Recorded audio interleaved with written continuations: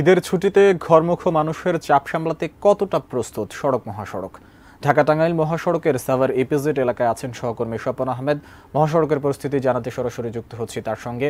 স্বপন, এর আগে যেমনটি জানিয়েছিলেন ঢাকা টাঙ্গাইল মহাসড়কের কিন্তু ভোগান্তির একটা আশঙ্কা রয়েছে, তো সাভার ইপিজেডের কি তথ্য রয়েছে আপনার কাছে জানাবেন?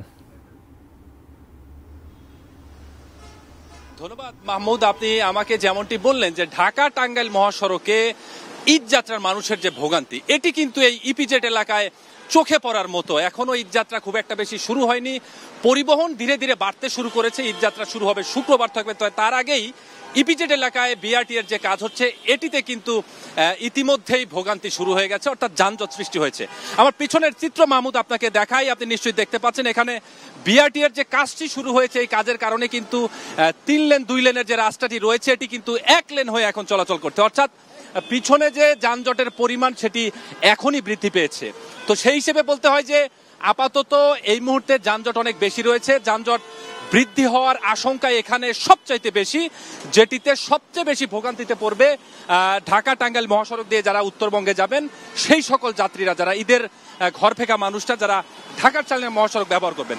তো এখানে আসার পরে এখানে সংশ্লিষ্ট যেটি বলছেন যে ঈদের আগে এখান থেকে একটি লেন ছেড়ে দেওয়া হবে। পাশাপাশি এখন আসলে গাড়ি বৃদ্ধি পাওয়ার সাথে সাথে এখানে পরিবহনের যে চাপ সেটিও বেড়েছে।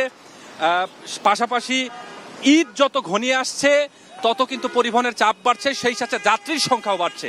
এটির কারণে এখানে কিন্তু ব্যাপক একটি যানজটের তৈরি হতে পারে, যেটিতে বরাবরের মতো এবারও ভোগান্তিতে পড়তে পারেন ঈদ যাত্রায় ঘর ফেরা মানুষগুলো।